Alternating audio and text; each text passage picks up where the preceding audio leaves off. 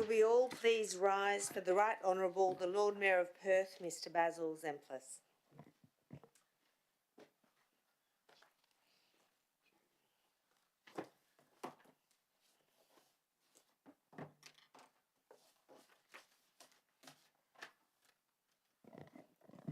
Good afternoon, everybody. Welcome to the City of Perth February 2023 Ordinary Council meeting. I'm going to formally declare the meeting open at exactly 5 p.m. Can I take this opportunity to respectfully acknowledge the traditional owners of the land upon which we meet, the Whadjuk Noongar people of Western Australia. On behalf of all of us, I pay my respects to elders past and present. It is a privilege to be standing on Whadjuk Noongar land. CEO, can I ask you to recite the prayer, please? Almighty God, under whose providence we hold responsibility for this city, grant us wisdom to understand its present needs, foresight to anticipate its future growth, and grace to serve our fellow citizens with integrity and selfless devotion. And to thee be all blessing and glory forever. Amen. Thank you, everybody. Good afternoon again, and please be seated.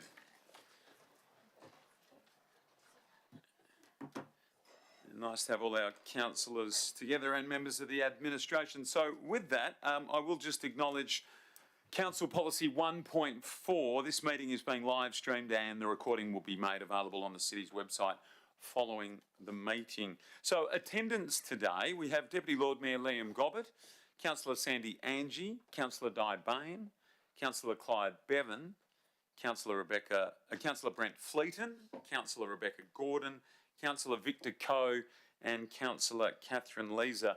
In addition, I welcome officers, members of the public and any media in attendance or indeed watching online at home or from the comfort of their offices. No apologies have been received and no councillors are currently on an approved leave of absence. Item 3.3 is applications for leave of absence. A leave of absence application has been received from the following. Firstly, Councillor Leeser for the period 3 March 2023 to 12 March 2023 inclusive. Secondly, Deputy Lord Mayor Gobbett for the period 27 April 2023 to 14 May 2023 inclusive. And thirdly, Councillor Clyde Flight Centre Bevan for A, the 3rd of May 2023 to the 8th of May 2023 inclusive, the 7th of June 2023 to the 12th of June 2023 inclusive, the 1st of September 2023 to the 25th of September 2023 inclusive, and the 15th of November 2023 to the 20th of December 2023 inclusive. Mostly very short, sharp absences, Councillor Bevan. Thank you. Do any other elected members have an application for a leave of absence? Councillor Fleeton. Thanks, Lord Mayor. 7th to the 13th of March 23 inclusive. Group 1 race meeting, Councillor Fleeton. You might be right there. Okay, thank you. So will somebody please move a motion to approve the leave of absence applications? Thank you, Councillor Coe, and a second to thank you, Councillor Gordon. If there's no one upset about that, we're all in favour? Yes, we are. Thank you. So we move then to item 4, which is announcements. I've got a little bit to get through today, but firstly, numbers, which we always like, and we've recently received, in fact, earlier this morning, some updated data numbers. These are total local spend in the City of Perth local government area for the month of January 2023. So we often talk about people numbers, and they are excellent and a great guide to how things are tracking, but spend obviously is important for our businesses and retailers. And so for the month of January 2023, it was 19% higher than January of the corresponding year. Weekend nighttime activity was 10% above corresponding levels of the previous year, and the highest February weekend night footfall since sensors were installed were recorded in February 20.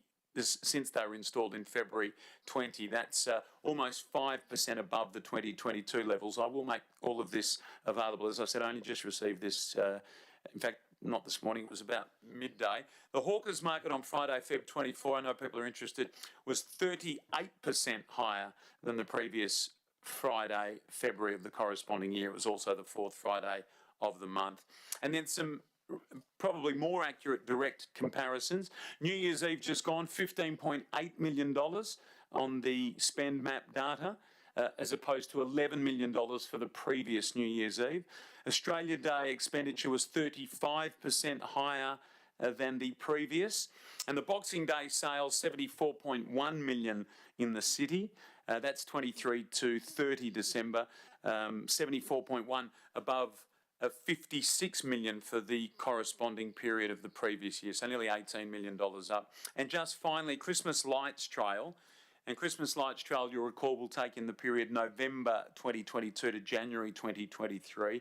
And so relevant for the previous year because there wasn't a slowdown in that November period.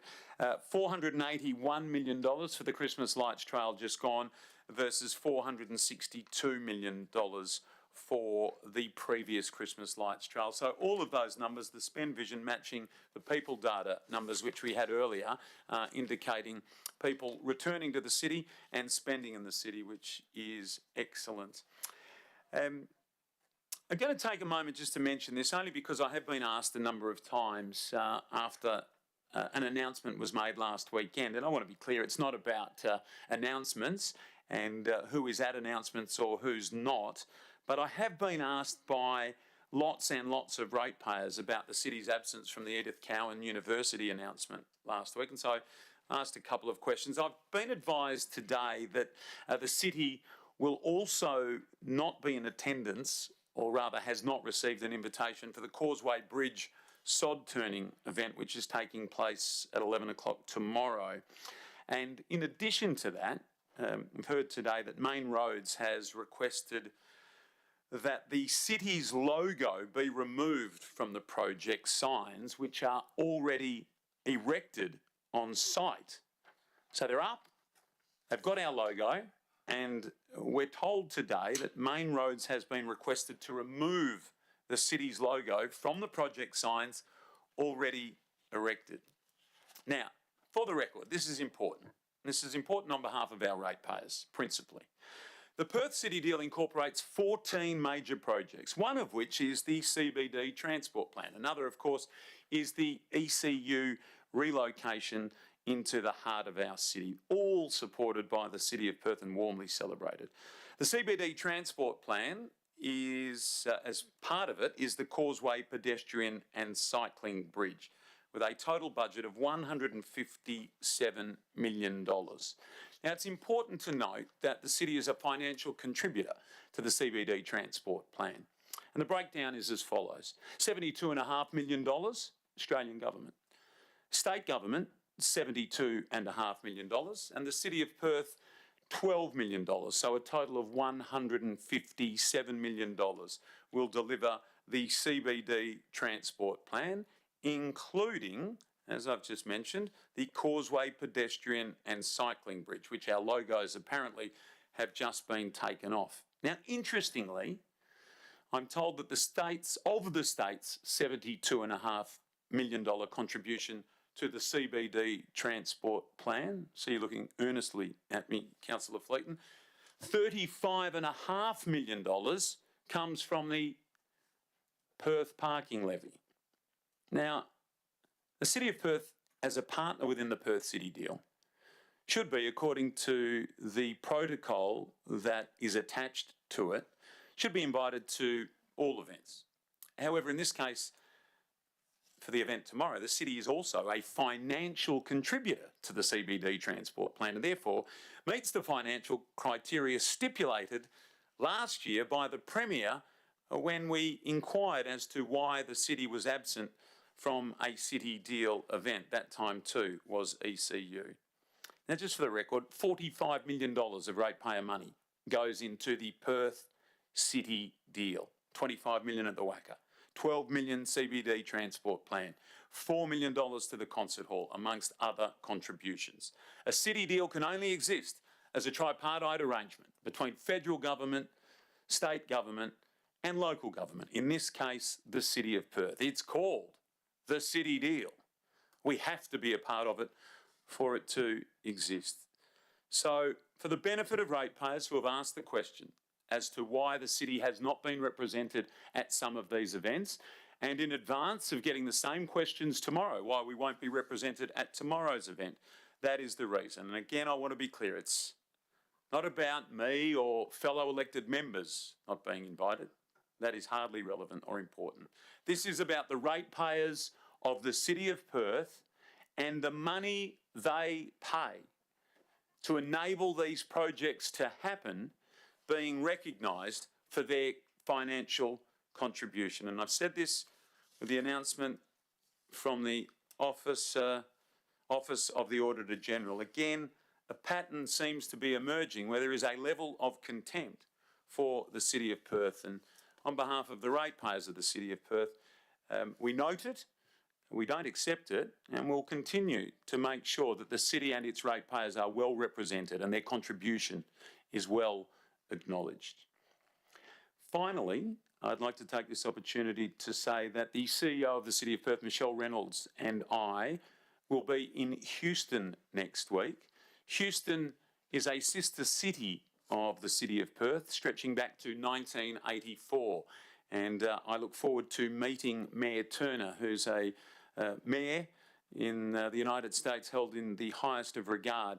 It's a triple threat visit, and you will recall the notice of motion that was passed in the chamber last year that authorised the administration and the city to go after the World Energy Cities Partnership AGM, which will be held in October or November of this year.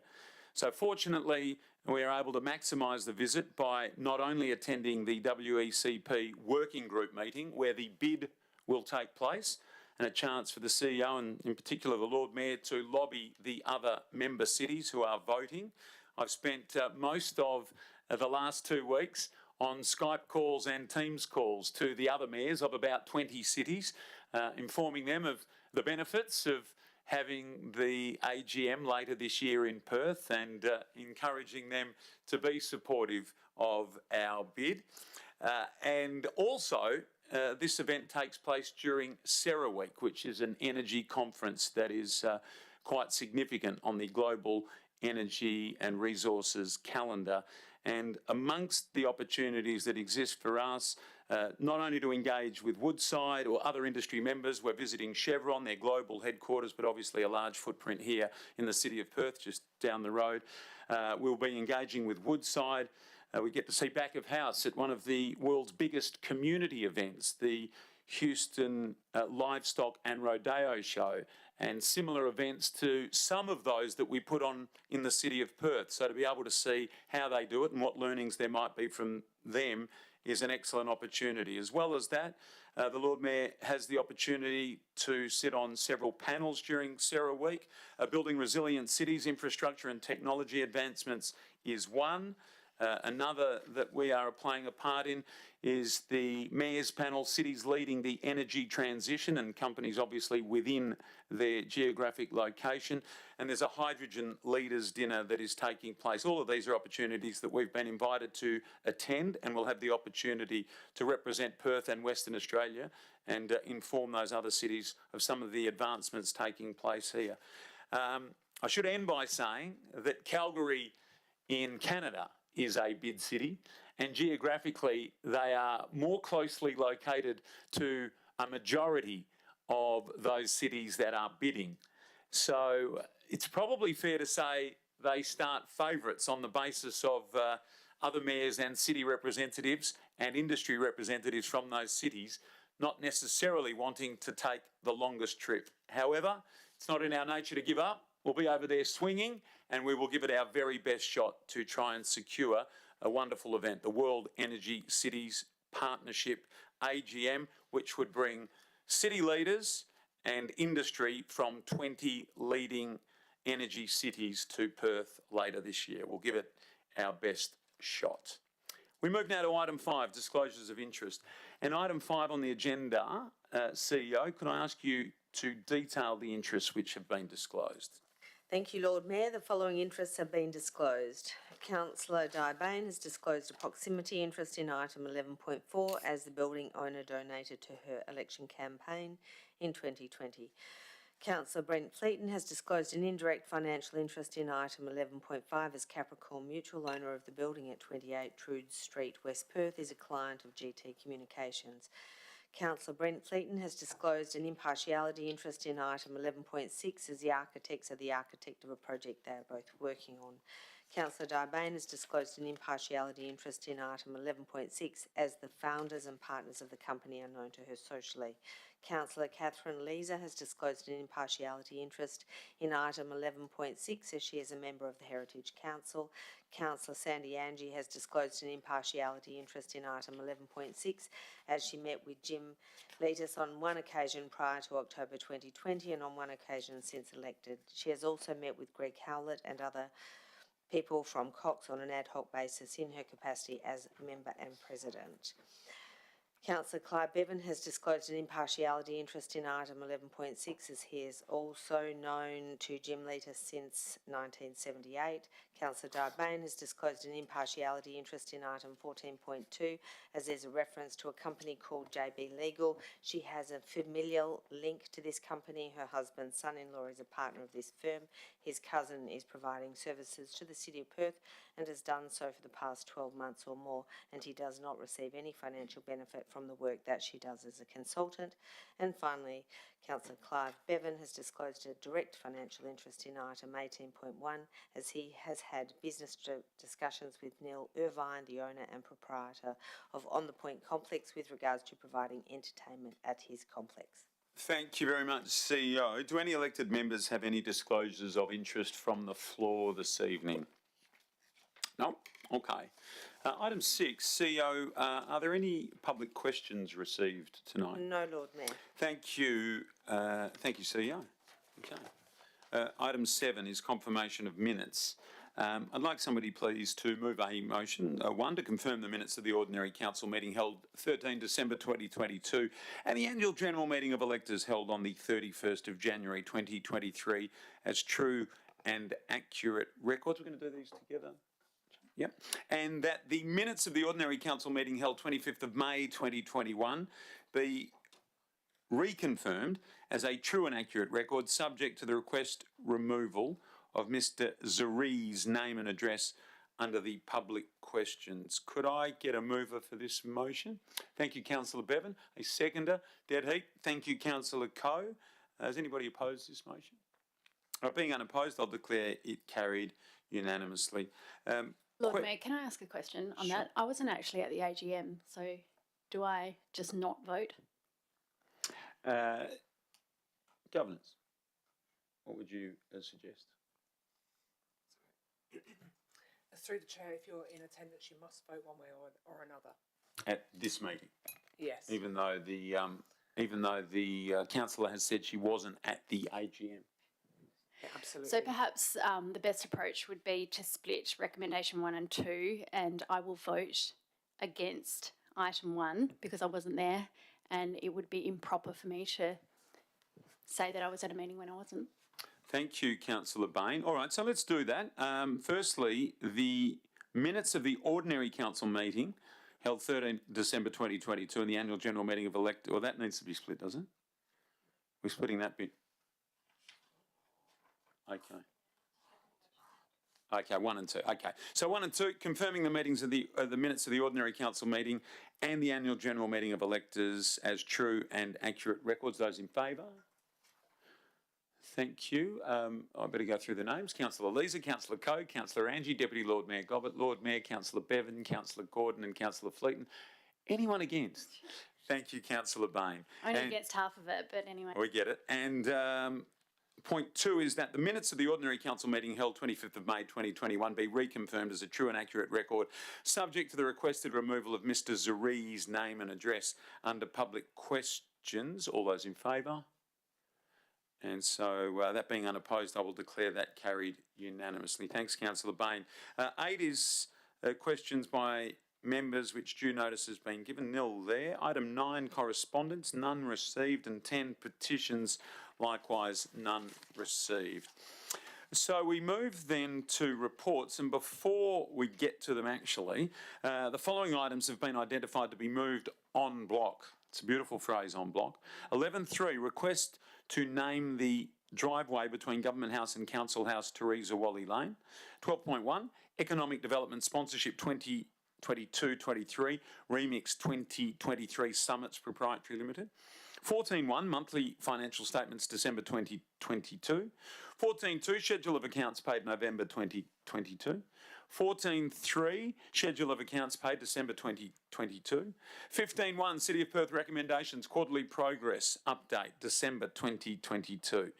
18.3, CEO Key Performance Indicators Interim Report.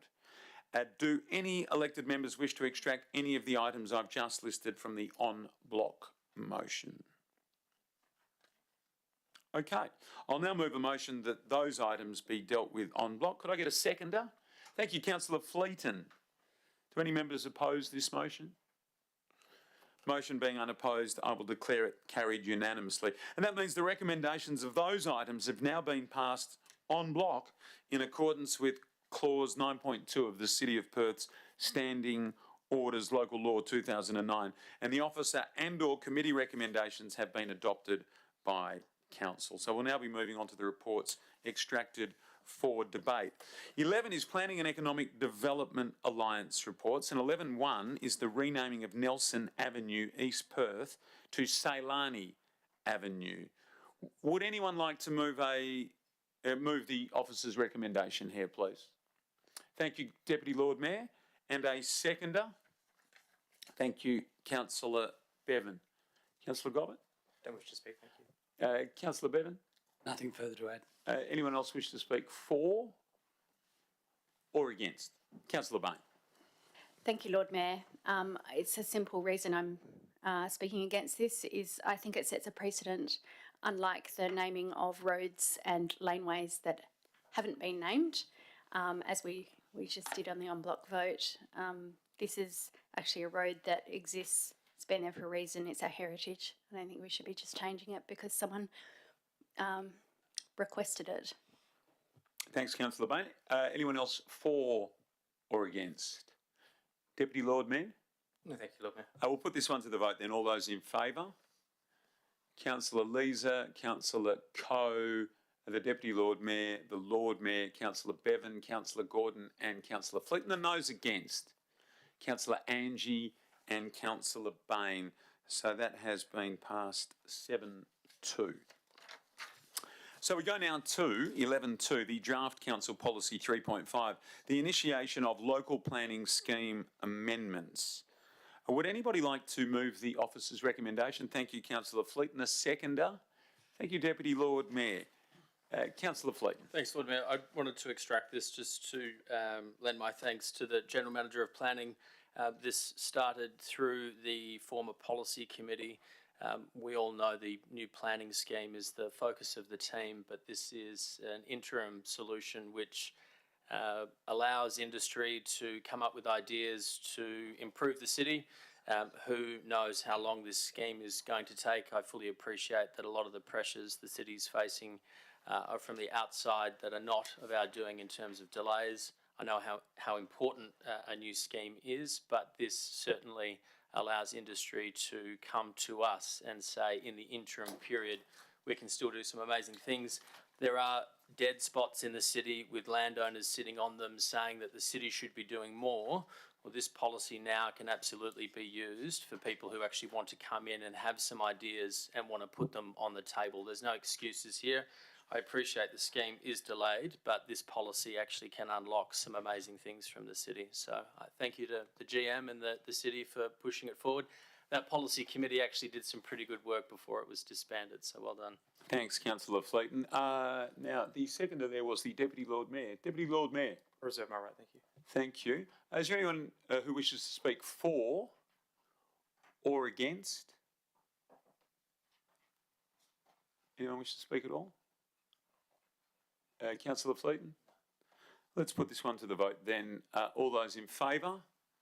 And that is carried unanimously. And can I take this opportunity to, on behalf of elected members, to endorse the comments of Councillor Fleeton and thank the administration for what is a large body of work, which I know our city is going to benefit from. Item 11.3 is a request to name the driveway between Government House and Council House, Teresa Wally Lane. This is on block. 11.4 is a request to name the laneway connecting the Murray Street Mall and William Street to Mulap Kanana Lane. Now, Councillor Bain, there is a proximity disclosure from you, so you will be required to leave the chamber. Thank you. So,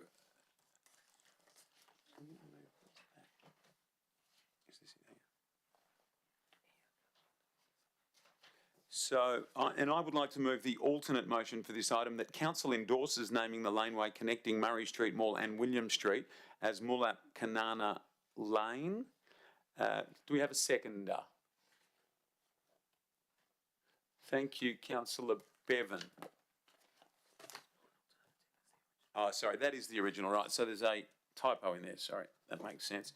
And therefore, it may not have been moving it in the first place, but I have now. I too will reserve my right. Councillor Bevan, anything you'd like to say? Thank you. Is there anyone who wishes to speak for or against? Let's put this one to the vote, shall we? All those in favour? And that is carried unanimously. Is it carried unanimously when there's one person missing? Yeah, great. Welcome, Councillor Bain. 11.5 is City Planning Scheme number 2, final adoption of amendment number 48. Councillor Fleeton, thank you. Indirect financial disclosure and required to leave the chamber. Would anyone like to move? Just wait for Councillor Fleeton to leave. How was it out there, Councillor Bain? Quiet. Yeah, great. Would anyone like to move the officer's recommendation? Thank you, Councillor Coe. Is there a seconder? Thank you, Councillor Leeser. Councillor Coe? Nothing from you? Councillor Leeser. Anyone else wish to speak for or against? Let's put it to the vote. All those in favour? That is carried unanimously. Come on back in, Councillor Fleeton. Item 11.6 is 307-313 Lot 500 Murray Street, Perth. The proposed internal and external alterations to existing building. We've received impartiality interest disclosures from Councillor Fleeton, Councillor Bain, Councillor Leeser, Councillor Angie and Councillor Bevan. We're going to move the original first, is it correct? Yes, okay. So would anyone like to move the officer's recommendation, please? Thank you, Deputy Lord Mayor. A seconder, Councillor Coe. I will now move an amendment to that. Is that the appropriate time to do that? It is, thank you. And I'm going to give my reasons. Oh, seconder first, sorry. Seconder? Thanks, Councillor Coe. I'm moving this amendment as foreshadowed in a sense last week to allow the applicant to lower and reconstruct the ground floor level to match the level of the Murray Street footpath. As we did here in the chamber last week, this will likely allow the applicant to secure the high-end international brand tenant, which has expressed a willingness to open in the Perth CBD at this site, if the modification can be achieved. We note that existing timber floor frames and boards are proposed to be reused, and the heritage ceiling will be enhanced. All other recommendations of the city will remain. It's my view this one change to the city's recommendation will allow for our CBD to be enhanced by the opening of a global luxury brand retail outlet, not currently in Perth, and the likely associated economic benefit and momentum this will bring. And I'm satisfied that the heritage essence of the building will not only be maintained, but in fact will be enhanced. And I would ask my fellow councillors to support this notice of amendment. Seconded by Councillor Coe. Is there anything you wish to add, Councillor Coe? Is there anyone else who wishes to speak for the amendment? For it, sorry. Councillor Lord, I just want to point out today the Fin reported Perth, 1 in 4 retail tenancies is currently sitting vacant. I mean, that should scare everyone in the room. So whatever we can do to help that, I listened intently last week as to why one was in there to begin with, but I think it's a good outcome, so endorse the Lord Mayor's position. Thanks, Councillor Fleeton. Anyone wish to speak against? Deputy Lord Mayor. Thank you, Lord Mayor. I'll be supporting the officer's recommendation here and ask that my fellow elected members vote against the proposed amendment. I know there is a desire from the applicant to seek the removal of condition 1, but I'll try and outline why I think the officer's recommendation should be kept in its entirety. There is some subjectivity and grey areas in urban planning, but there's also a lot of black and white. And although there are some unremarkable features about the interior of the place as it currently is, irrespectively, the Conservation Management Plan prepared by John Taylor describes this significance in fairly black and white manner. John Taylor's plan describes areas enclosed by walls of considerable significance generally contain areas of considerable significance. The city's officers are right to give due consideration to this and afford this remark the appropriate weight in the assessment. I know that Element have prepared a heritage impact statement which the city's officers have commented under point 24 of the report, specifically 24D, which notes the adaptation of heritage buildings is sometimes necessary to enable them to be used for contemporary purposes. However, the need for change should always respect the underlying requirement to conserve heritage. Giving regard to the space having already been adapted for use as a retail space, the extent of the works proposed to further adapt the buildings for use by another retail tenant are not justified. Speaking from my own professional experience in local government town planning, working with the framework, it is very common for developers to try and push these sorts of boundaries to make a proposal work, and good on them, that's their job, it's what they do. They'll try and get a little bit more and push, and it happens all the time. I get it, it's fine. I've had an architect slam the phone down on me when debating prevailing street setbacks and heritage fabric in conservation areas, only for them to walk back in the door a couple of months later with conforming plans. I've seen rival hardware chains submit conflicting traffic management plans to refute DAs, only to see an assessment prove that they both worked. I spent 45 minutes on the phone with a planner on the other side of the country arguing about signs.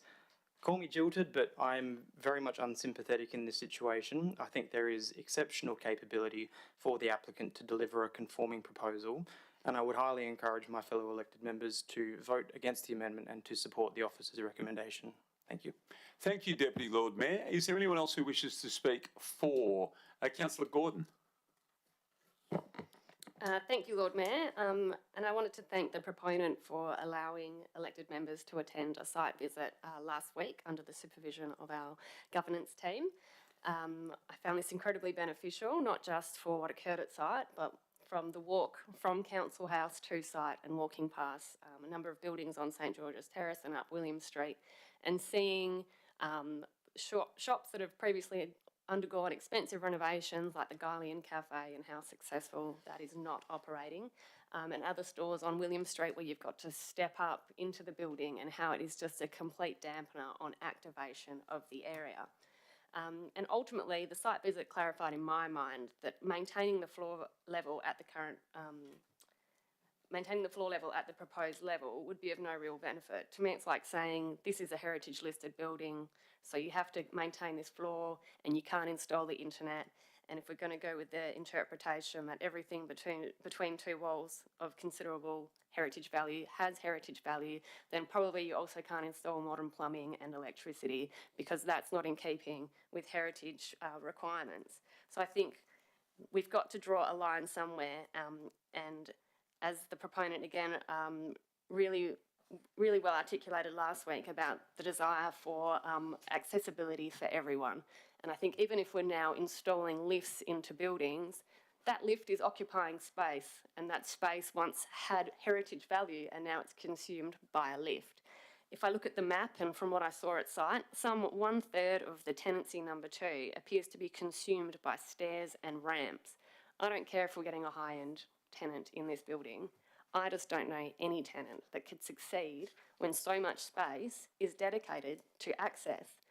And ultimately, when it comes to accessibility, people don't want to be going up ramps. They want to have a level playing field, and pushing a pram around for the last 5 years for 3 different children, not the same child, is as close as anyone's going to ever want to get to having accessibility issues. So for me, I just think it just makes perfect sense, and I don't think we are going to lose anything, but we stand to gain so much. Thank you. Thank you, Councillor Corden. Is there anyone who wishes to speak against? This is the amendment, or for? I'll just, if I could Councillor just say a few words, Lord Mayor, in Sure. support of your amendment. Thank the officers for the work that they've done, acknowledging Deputy Lord Mayor Gobbett's commentary, but on balance, I think the heritage loss that we're going to see in this property is minimal, and I just think that you know, I want to thank the planner and the developer for all the work that they've done and their commitment and their investment in the city, and wish them every success, and send the message that to the extent that we can support people who still want to be in the retail game, and it's a tough game, as Councillor Fleeton mentioned, you know, you have my full support, so thanks. Thank you, Councillor Bain. Is there anyone else who wishes to speak for or against? So I might close it out then in terms of the amendment by saying, in the end for me, as Lord Mayor, it came down to this question: how is our city going to be better off? With the retention of a mezzanine level in 1/3 of what otherwise would be the ground floor of this building, or by a luxury high-end brand not currently in Perth opening up in Perth? I respectfully too acknowledge the comments, the well-considered comments and articulated comments of the Deputy Lord Mayor, and also I take this opportunity to thank the General Manager and her team in the planning and economic development area of our business for their work on this. And in a sense, I think it comes down to that. It's difficult, isn't it? Planning on one hand and economic development on the other.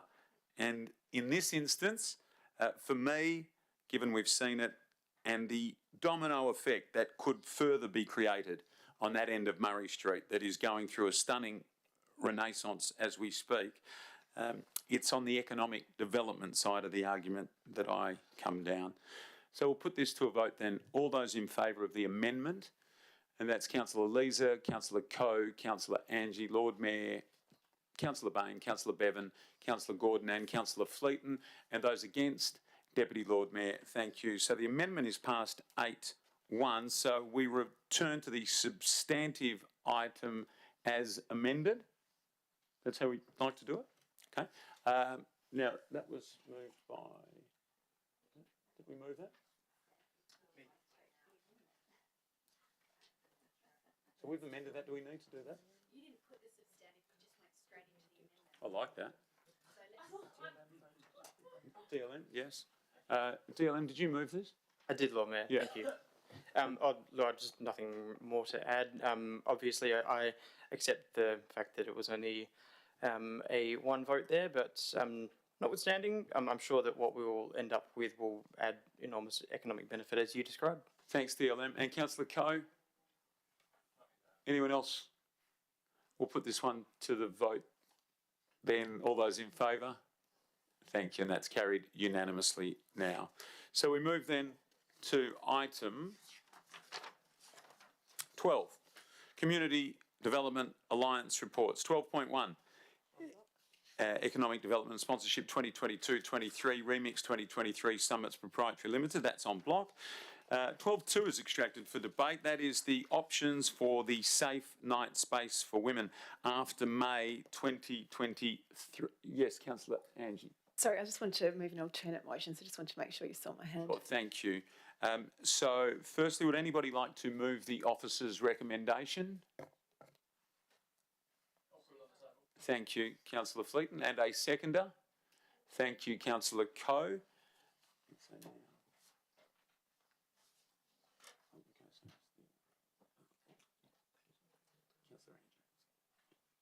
So, Councillor Angie? I was just moving an alternate motion. The reason I'm saying alternate rather than amendment is that it does adjust it substantially.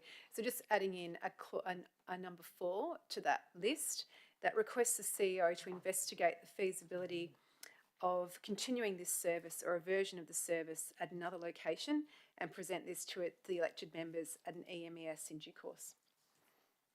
Thanks, Councillor Angie. So we need a seconder. Thank you, Lord Mayor. I'll second it, and in doing so, just bring the attention to alternate appears on the screen where, I believe it should be amendment. Yeah, amendment, not alternate. All right. Yeah, thank you. Councillor Angie. Thank you, Sorry. Lord Mayor. Can we just wait till we can all read it? Yep. Otherwise, yeah, sorry, just so we can all Yep. enjoy it in full. Should I read it again? That requests the CEO to investigate the feasibility of continuing this service or a version of this service at another location and present that report to the elected members at an elected member engagement session in due course. Feasibility, not visibility.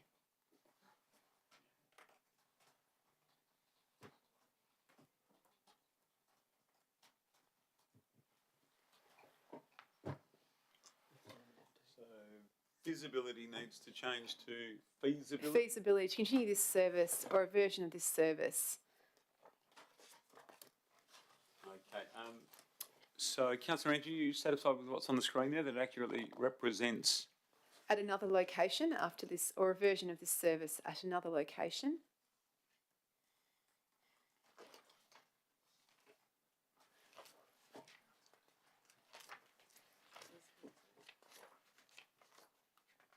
How's that now? And present a report, to the EMES. So maybe, Councillor Angie, I will just get you to read out point 4 now that it's there on the screen, and you can, at the same time, you can check that that's how you wanted it. Yep. So request the CEO to investigate the feasibility of continuing this service or a version of the service at another location and present this report to elected members at elected member engagement session Okay. Report to elected members at an elected member engagement session. in due course. In due course. Okay. Councillor Angie. The reason for this amendment is that this program was a trial, and in the report it talks about our homeless plan requiring a review of this trial. Although obviously we've seen the pros and cons in the paper presented by the administration, in my view, given the significant pros as outlined by Rua, and so just reading from Rua's report, obviously it's all there so I won't read all of it, but they talk about the service being the only one of its kind in Perth.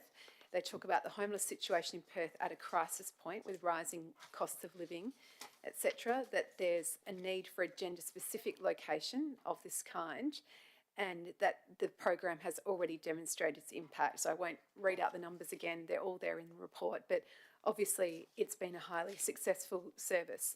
There's no doubt, based on the further information that we've been provided with in the past week, after my questions last week on the complaints, that perhaps this location might not be compatible with the service.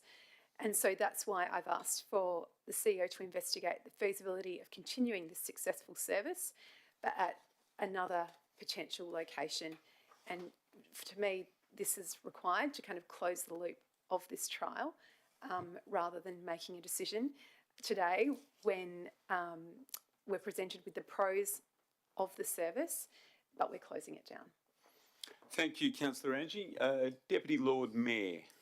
Thank you, Lord Mayor. I think the general intent of what Councillor Angie is proposing seems reasonable, if for nothing else to better understand how the service operated.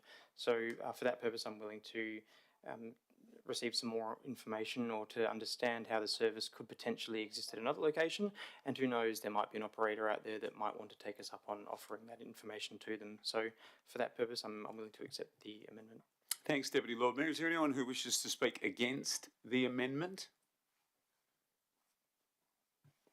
Councillor Fleet. Thanks, Lord Mayor. I'm obviously happy with 1 through 3, but 4 is, it just keeps the cycle going. So it was our first meeting in 2020 where we got together and said this was an interim solution. It was a trial. It was never meant to be a long-term acceptance of a traditional state government area. It worked. The model can be used anywhere now. It doesn't need to be at the Rod Evans Centre. Just to put some context into our budget and the state's budget. So we've got roughly $260 million a year to do everything that a local council does. And the state government's got $1 billion at its disposal for mental health alone. The Safe Night space is a drastic success, but this is not what the City of Perth should be doing. We shouldn't be spending another year mismanaging expectations from both RUA and these people that need the service. We should draw a line in the sand and say, it worked for a period of time. It was worth the $575,000 to refit the building. It was worth the $2.3 million plus as an interim measure. It was always an interim measure. If we just keep going down this period of just extend it a little bit more, the state is never going to take us seriously in that we will eventually get out of it. So a local government is not an expert service provider in this space, and to pretend otherwise is doing ourselves a massive disservice. Everyone knows this is an important issue that we need to solve. Saying that this is not our area is not saying that we don't agree with you. You know, we are not experts at defence. There's a reason why the City of Perth is not protecting our coastline. We're not experts in it. I think it's foolish to continue going down this path. I think one to three is a more than sufficient motion because it gives them until the end of the year. They can go away with the state government and it aligns very nicely with when their services come online. But if we keep doing this, our ratepayers are going to be up for more and more. Thanks, Councillor Fleeton. Anyone else for the amendment? I'll just take the opportunity to speak against the amendment then. I'm very proud of our partnership with RUA in this space. We led the way at the end of May in 2021 when we opened this service. I'm very, very proud of the role that we've been able to play in the assistance that we have provided a huge number of women, which were outlined by Elsie when she gave her presentation last week. Not only am I proud of the help and assistance that we've been able to provide a huge number of women, I'm also very proud that our entry into this space has created or sparked a significant addition to the cumulative supply of beds for experiencing people experiencing homelessness. And we have more than fulfilled our commitment in that regard. In July of 2021, some months after we opened, Court Budja in Northbridge opened with an additional 30 beds. In August of 2021, Wooloo Biddy Maya came online in Wellington Street, an additional 65 beds.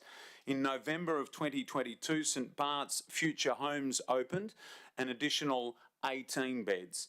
And of course, recently, the announcement by the Homelessness Minister that the Murray Street Hotel had been purchased, and in June or July of this year, an additional 30 beds will come online.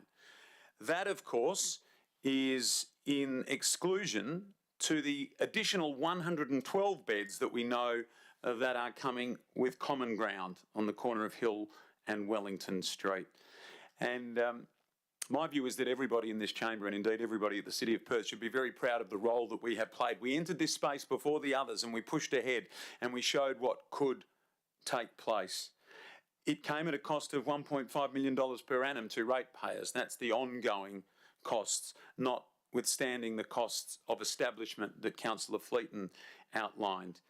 And it was, as pointed out, a 2-year trial, which we are suggesting or discussing tonight going another 6 months to make sure that our duty of care is exercised to the full and that the Murray Street facility, an equitable facility, 30 places, will well and truly be opened. So on that score, knowing the contribution that we have made, the leadership that we have provided in this space, and what we heard from RUA last week, that a 6-month extension would make a significant difference to them, I too am in favour of 1 through to 3, but not 4. Is there anyone else who wishes to speak for or against? Councillor Bain. Thank you. I'm just going to say a few words for the amendment to the motion. I don't think Councillor Angie's actually saying we should continue the centre. I think she's saying we've done a 2-year pilot. We have a lot of data and a lot of information that is our own proprietary information, and that we should do the right thing after spending millions of dollars of ratepayers' money and pull together a proper report that looks at this space. We know that whilst the state government has invested in a lot of other homelessness activity in the city, it's my view, I've said it here before, it's a shared responsibility. You've got to give some to get some when it comes to state and local government politics. And I think, Lord Mayor, helping all those women must make you feel good every week when you're posting the amount of women that have been supported in that space. So why not spend a little bit more time to have a proper document that you can present to the community that says this was our experience, and then draw a line in the sand if that's where this is heading. It is going to happen after the next local government election, so I won't be around to have any say, but I hope that we can come to a very humane conclusion when it comes to helping women who've found themselves on the streets of the city. Thanks, Councillor Bain. Is there anyone else who wishes to speak against the amendment or for the amendment? Councillor Angie. So just closing out, just thanking Councillor Gobbett and Councillor Bain for their comments, and just reiterating, as Rua said, it's the only service of its kind in operating in the city. Homeless situation in Perth is at a crisis point, and we can't see that changing for the foreseeable future. And obviously the program has demonstrated its impact and effectiveness in helping women. So what I'm saying, chose the words carefully. I've been contemplating this over the past weeks, but a version of this service, it may be significantly scaled back. It might be in partnership with the state government. It might be in partnership with someone else. But as Councillor Bain said, we have had significant learnings from this. It's been a great success. It's unique. So let's close this out properly. Let's consider the options. Let's see how we could possibly keep helping people, whatever form that may take, at another location in a version of what we've done already successfully. Thanks, Councillor Angie. Let's put the amendment then to the vote. All those in favour? So that's Councillor Coe, Councillor Angie, the Deputy Lord Mayor, Councillor Bain and Councillor Bevan. And those against is Councillor Leeser, Lord Mayor, Councillor Gordon and Councillor Fleeton. So the amendment is successful 5-4. Now the mover of the original was... It was Councillor Coe. Yeah. Oh, Councillor Fleeton. Yeah. Interesting dynamic now with the debate, because I have to move for respecting the majority view. The concern, can I speak about the concerns in 4 now? Is that all right? Mm. Yeah. So my concerns with 4: investigate the feasibility of continuing the service or a version of the service. You don't actually have there investigating the feasibility of us not proceeding. Rua won't give us access to data. I mean, I know I'm flogging a dead horse here because of the vote, but what you've done here is basically written a blank cheque on behalf of ratepayers that we're going to stay in the service delivery of this area where it was supposed to be a short-term trial. The trial didn't have any parameters on what success would look like. So in this investigation now, can there be very clear benchmarks or hurdles that our ratepayers can have a look at in terms of, is it going to be matched funding? Are we going to be in this alone? I mean, why would the state government now do anything in this space knowing that the majority of people in this room who's in control of the budget are happy with potentially continuing this service? You've set false expectations with the market who deliver the service. We don't deliver it. We tender it out to service providers. They've put forward some figures that I think are astronomical in terms of cost explosions from what we first saw. I just think this was a horrible decision that some people in the room have made, not fully thinking about it. So let's stick to what we've got, which is points 1 to 4. And Councillor Fleeton, I'll remind you that point 4 now says request the CEO to investigate Sure, there's no the point of order, Lord feasibility Mayor. What's the of point of order? continuing the service. No, but I'm just reminding you that, so comments like a horrible decision are not required. Yeah, you might like to take, you might like to What's take the that point back. of order? No, I as the Lord Mayor am saying to you, you might like to take horrible decision out of the chamber. Right, the ratepayers will say that, and I'll withdraw it. Thank you. Okay, it was seconded by Councillor Coe. Councillor Coe? Nothing from you? Anyone else wish to speak? Sorry? No, this, yeah, no, that was the substantive motion. Yeah. Calm, everybody, calm. Yeah, Councillor Coe was the seconder. That's right.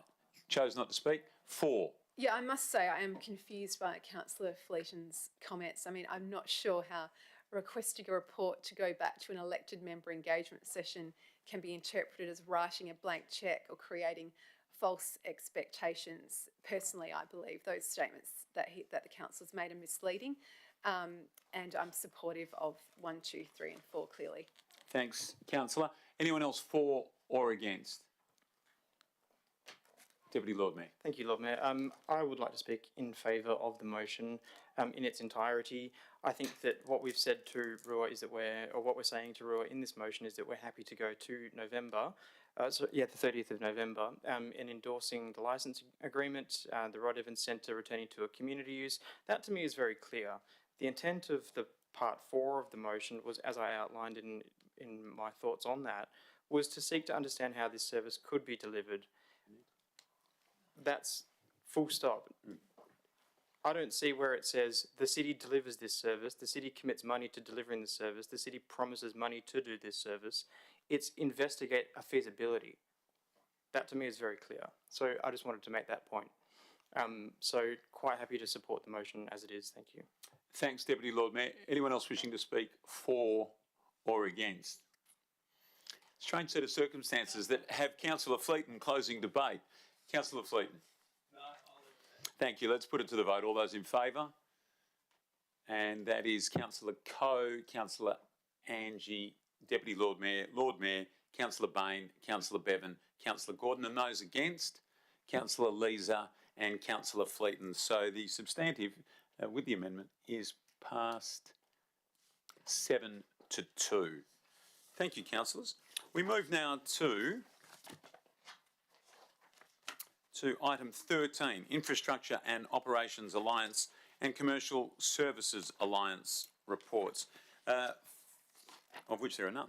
14, Corporate Service Alliance reports. 14.1, Monthly Financial Statements December 2022 is on block. 14.2, Schedule of Accounts paid November 2022 is also on block. 14.3, Schedule of Accounts paid December 2022 on block. 14.4, Mid-Year Statutory Budget Review has been extracted for debate. Would anybody like to move the officer's recommendation? Sorry, is this 14.5? 14.4. 14.4, sorry. That's okay. 14.4. Anybody like to move the officer's recommendation? Thank you, Councillor Fleeton. Seconder, Councillor Leeser. Councillor Fleeton?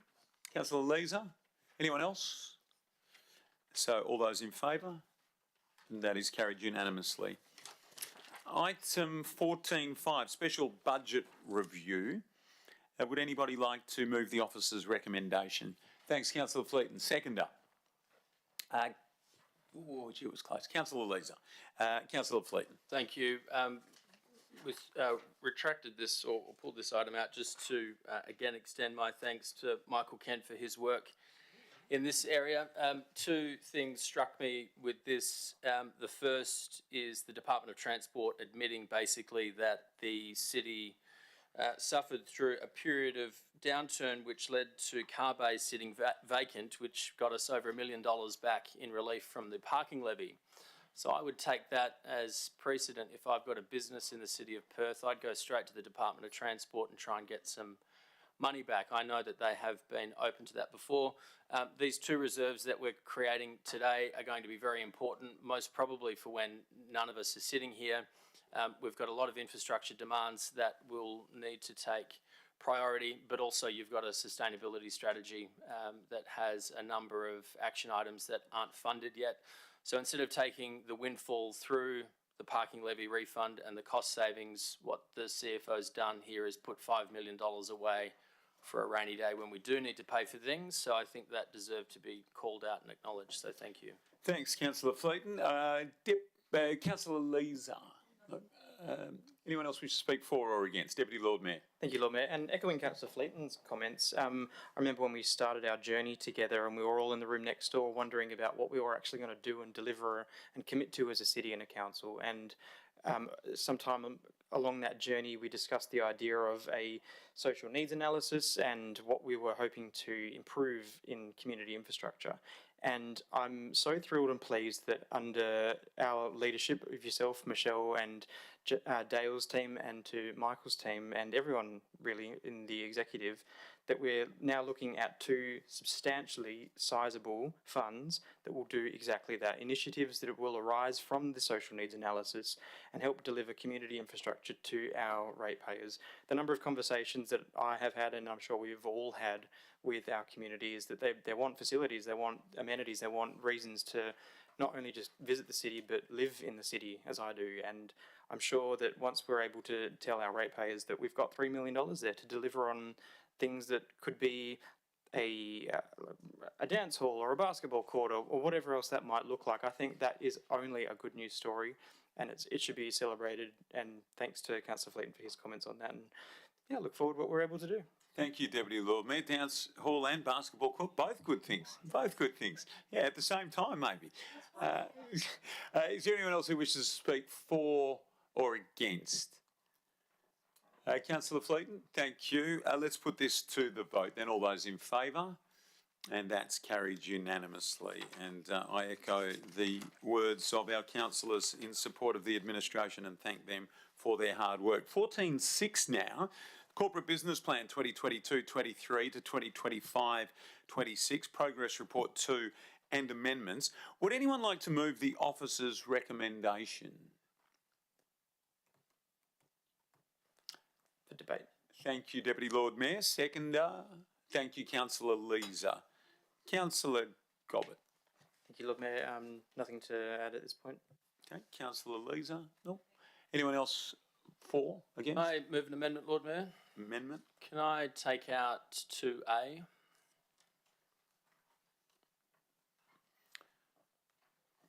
So the removal of the deliverable retail mall public toilet and child change room commenced from the project plan, public toilet plan. So 2A comes out. A seconder, please. Thank you, Councillor Gordon. Councillor Fleeton. Thanks, Lord Mayor. So looking at what was originally in front of us, essentially what the city wanted us to do is after 2 quarters of a 4-year plan was to give up on putting a toilet and family change room facility into the CBD. It's a 4-year plan, so I'll set the parameter there. I know it gets reviewed every year, but the basis is a 4-year corporate business plan. I've spoken at length about how much money we've taken from ratepayers to install a toilet in the CBD and a family change room. I understand it's a difficult job to find a location and to make it safe and clean. But if we don't do this in our premier shopping district, what are we here for? I appreciate it's difficult. It possibly might take longer than a year. I would have preferred if the city said, can we kick this into the next year because we're making progress.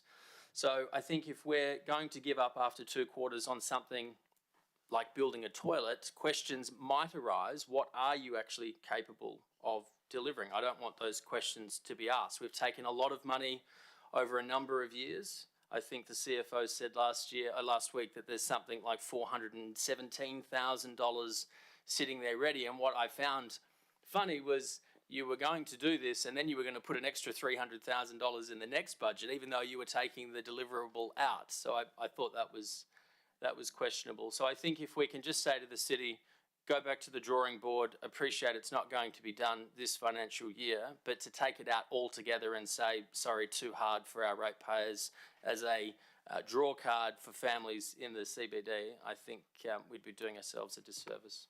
Thank you, Councillor Fleeton. It's just a question from me, if I may, for the administration. So, Councillor Fleeton's talked about taking it out after 2 quarters of a 4-year plan.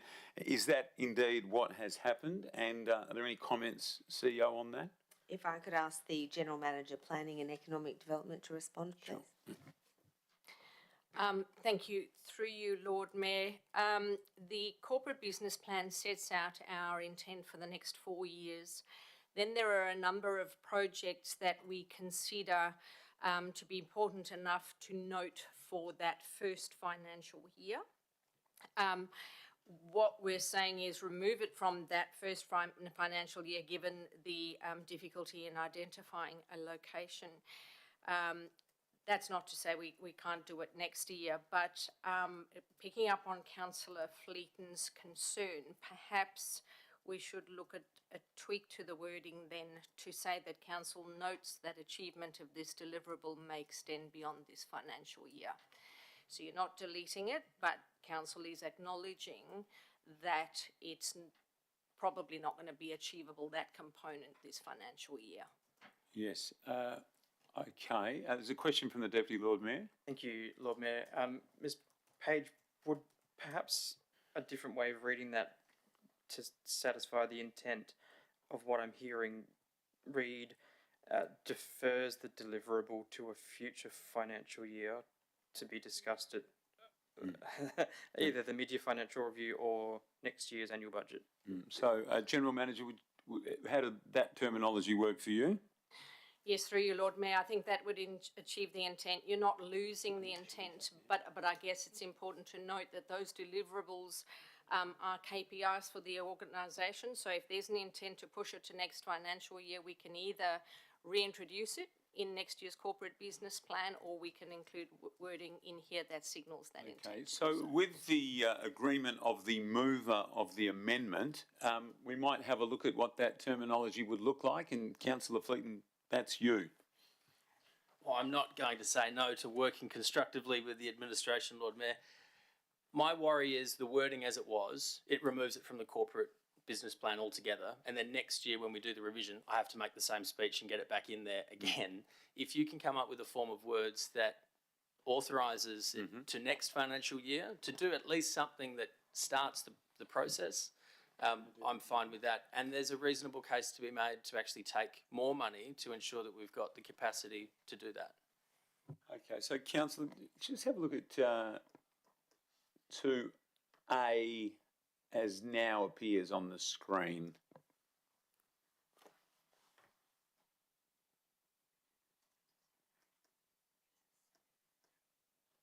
And Deputy Lord Mayor, you had some good terminology there. You might just like to wax lyrical again. Thank you, Lord Mayor. Maybe we'll just give governance a sec. Oh, you will. Okay. Right.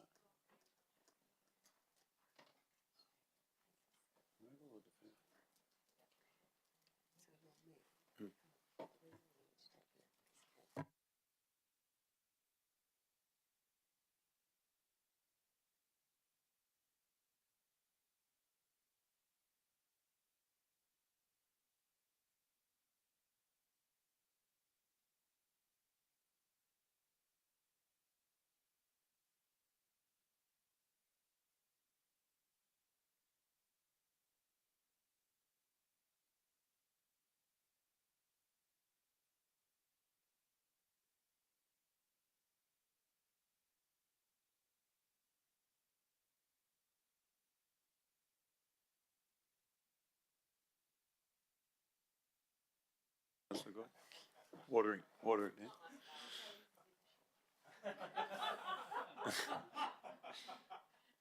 Levity in the chamber. It's good. Good to see, councillors. All right, just talk amongst yourselves. I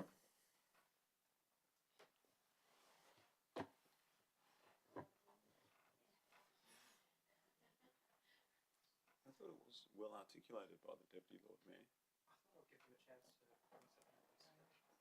Yeah, but now it's done. Something about deferring to mid-year and consideration of a future budget. Or maybe to defer to the 2023-24 budget for the consideration. I prefer that. That?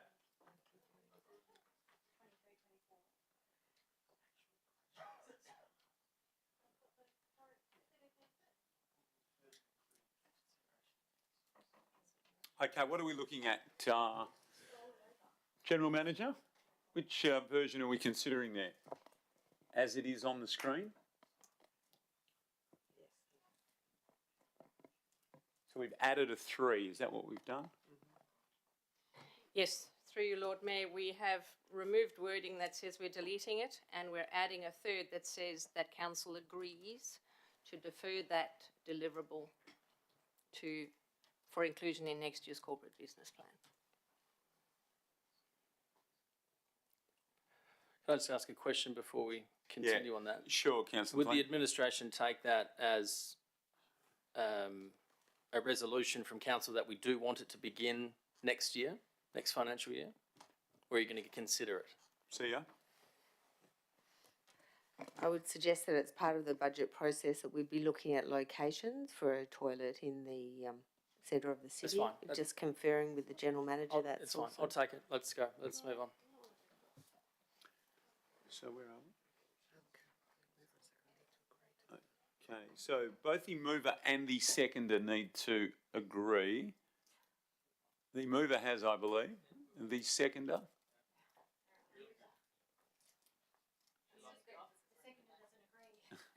We'll let the seconder speak for the seconder. Okay, so, yes, Councillor spoken. Back into the debate. Councillor Gordon. Thank you. Anyone else wish to speak for or against? Councillor Fleet. Thank you. Let's put it to the vote. All those in favour? That's carried unanimously. Thank you. Now, back to the officer's recommendation as amended. Councillor Fleet hasn't spoken, has he? Oh, it was DLM. It was you, DLM. Thank you, Lord Mayor. Don't wish to close. Thank you. Councillor Leeser? Anyone else for or against? DLM? To the vote it goes. All those in favour? Carried unanimously. Thank you very much, councillors. 14.7 is delegation of authority and authorisations to employees. Would anyone like to move the officer's recommendation? Happy to move, Lord Mayor. Thank you. Seconder? Thanks, Councillor Leeser. Councillor Gobbett. Councillor Leeser.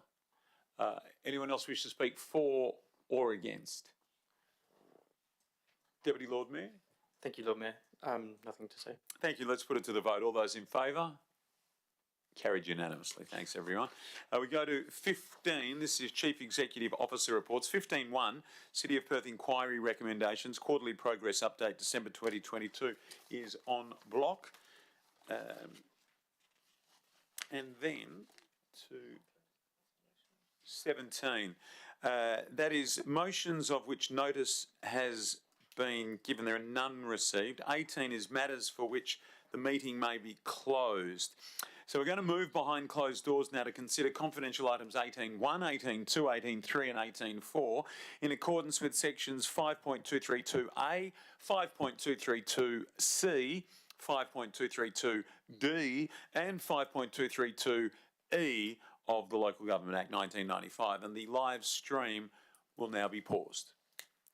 We'll move a motion to close the meeting to the public. Seconder, please. Thanks, Councillor Gordon. Can I now please ask the public gallery to vacate the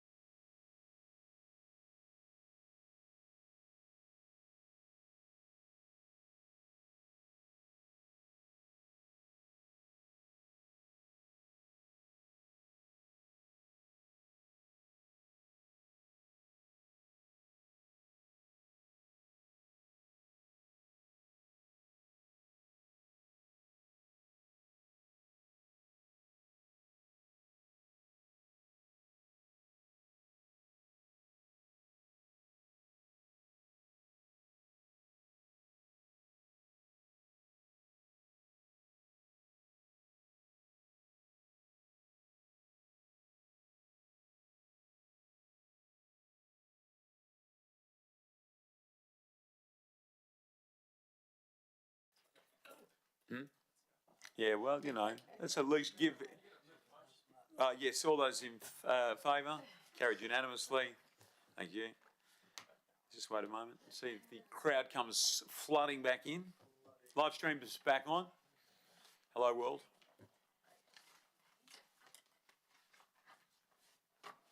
So item 19 is urgent business, of which there is none tonight. And item 20 is closure.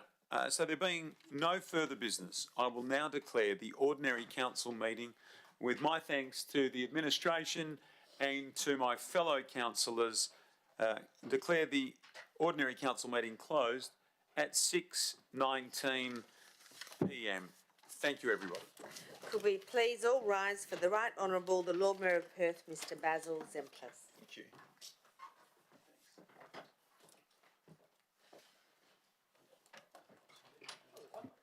It was a nice and efficient one. Good discussion.